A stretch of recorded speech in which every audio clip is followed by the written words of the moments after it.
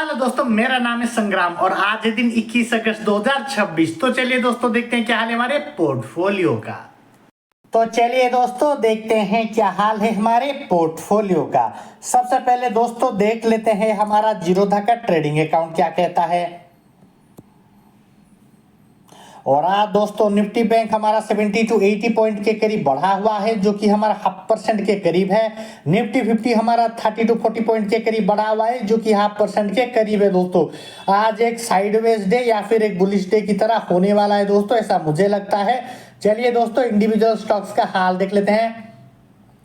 LT foods हमारा 0.5% के करीब बढ़ा हुआ है। पीरामल फाइनेंस 2 to 3% के करीब बढ़ा हुआ है।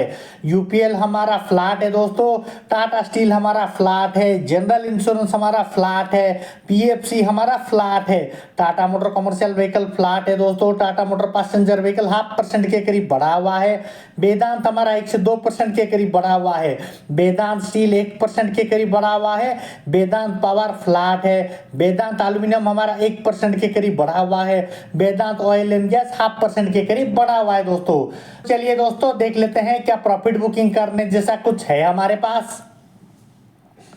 तो जैसे कि आप सबको पता ही है दोस्तों, ये हमारा स्विंग ट्रेड का पोर्टफोलियो है, जो कि 15 to 16% के करीब गिरा हुआ है। 37 to 38,000 के करीब ये गिरा हुआ है दोस्तों। तो इंडिविजुअल स्टॉक्स की अगर बात करें तो LIC हाउसिंग फाइनेंस 10 to 11% के करीब गिरा हुआ है, 5 to 6,000 के करीब। PFC हमारा 18 to 19% के करीब गिरा हुआ है, जो कि हमारा 28 to 29,000 के करीब है दोस्तों। रेक लिमिटेड हमारा 8 to 9% के करीब गिरा हुआ है, 4 to 5,000 के करीब। हाल फिलहाल के लिए प्रॉफिट बुकिंग करने जैसा कुछ नहीं है दोस्तों। अगले कुछ दिनों में निफ्टी जब अपसाइड का अच्छा खासा बड़ा मोमेंटम दे देगा, तब इसमें हम अच्छा खासा प्रॉफिट बुकिंग कर लेंगे दोस्तों। हाल फिलहाल के लिए इसे ग्रो होने के लिए छोड़ देते हैं। तो चलिए दोस्तों आगे बढ़ते हैं और देखते हैं हमारा अगला वाला पोर्टफोलियो क्या कहता है। तो यह है दोस्तों हमारे कोटक नियो का पोर्टफोलियो, जिसमें हमारा ओवरऑल प्रॉफिट 18 to 19,000 के करीब देखने को मिल रहा है। 71 to 72% के करीब ये बढ़ा हुआ है दोस्तों। इंडिविजुअल स्टॉक्स की अगर बात करें तो एलटी फूड्स हमारा 18 to 19,000 के करीब बढ़ा हुआ है। 72 to 73% के करीब ये बढ़ा हुआ है। विमप्लास्ट हमारा अभी भी गायब है दोस्तों।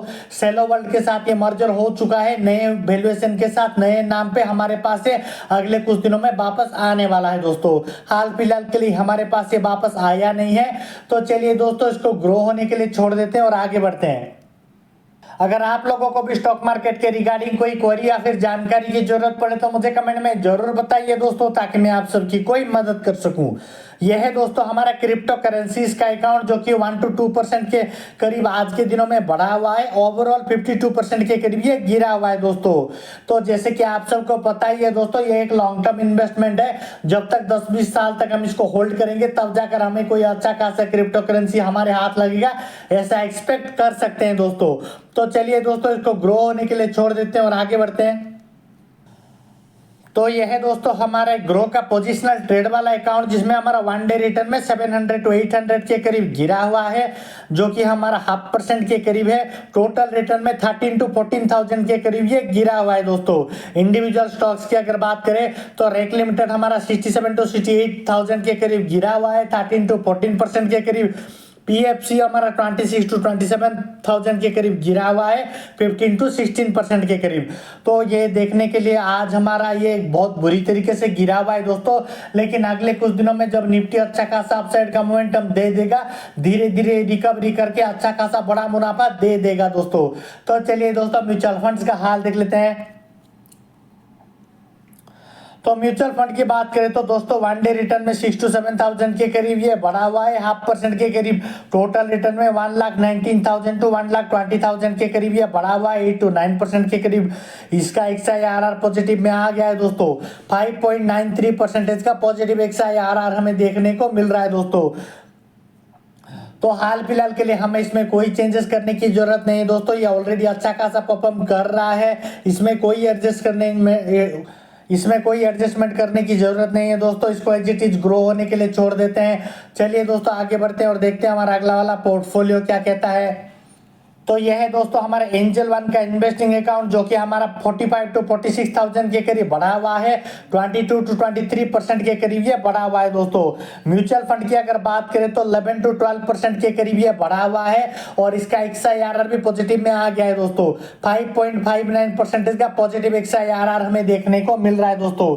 इक्विटी की बात करते हैं, इक्विटी में हमारा 44 to 45,000 के करीब बढ़ा हुआ है, 22 to 23% के करीब ये बढ़ा हुआ है।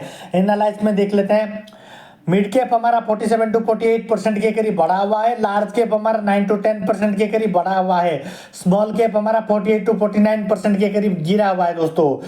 सेक्टर वाइज देख लेते हैं, फाइनेंस और हाउसिंग 140 to 141% के करीब बढ़ा हुआ है, ऑटोमोबाइल और ट्रक्स हमारा 92 to 93% के करीब बढ़ा हुआ है, स्टील और आयरन 16 to 17% के करीब बढ़ा हुआ है, ऑटोमोबाइल और पैसेंजर कार 41 to 42% के करीब गिरा हुआ है, पेस्टिसाइड और एग्रोकेमिकल 6 to 7% के करीब बढ़ा हुआ है, ऑदर्स में 5 to 6% के करीब बढ़ा हुआ है।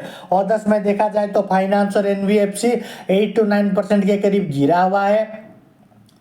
एल्यूमिनियम प्रोडक्ट्स हमारा 1077 to 1078% के करीब बढ़ा हुआ है, मेटल और नॉन प्यूरोस हमारा 0.5% के करीब गिरा हुआ है, मेटल और प्यूरोस हमारा 3 to 4% के करीब बढ़ा हुआ है, ऑयल और रिफाइनरी 67 to 68% के करीब गिरा हुआ है, पावर जनरेशन हमारा 43 to 44% के करीब गिरा हुआ है दोस्तों। तो ये जो रेट में आप देख पा रहे होंगे दोस्तों, इसी में थोड़ा एडजस्टमेंट करने की जरूरत है और नीचे के लेवल में थोड़ा बाइंग करने की जरूरत है दोस्तों। तो चलिए दोस्तों इंडिविजुअल स्टॉक्स का हाल देख लेते हैं। वेदांत एल्यूमिनियम हमारा 1076 to 1077% के करीब बढ़ा हुआ है, पीरामल फाइनेंस 140 to 141% के करीब बढ़ा हुआ है, Tata motor commercial vehicle 92 to 93% के करीब बढ़ा हुआ है, टाटा स्टील 16 to 17% के करीब बढ़ा हुआ है, UPL 5 to 6% के करीब बढ़ा हुआ है, वेदांत स्टील हमारा 4 to 5% के करीब बढ़ा हुआ है, वेदांत हमारा 0.5% के करीब गिरा हुआ है, जनरल इंश्योरेंस 5 to 6% के करीब गिरा हुआ है, PFC हमारा 11 to 12% के करीब गिरा हुआ है, Tata motor passenger vehicle 40 to 41% के करीब गिरा हुआ है, वेदांत पावर हमारा 43 to 44% के करीब गिरा हुआ है, वेदांत ऑयल एंड गैस 67 to 68% के करीब गिरा हुआ है दोस्तों। तो हाल फिलहाल के लिए हमारा इक्विटी अच्छा खासा परफॉर्म कर रहे हैं दोस्तों, डरने की कोई बात नहीं है। चलिए दोस्तों मिलते हैं हम हमारे अगले वाले एपिसोड कल में।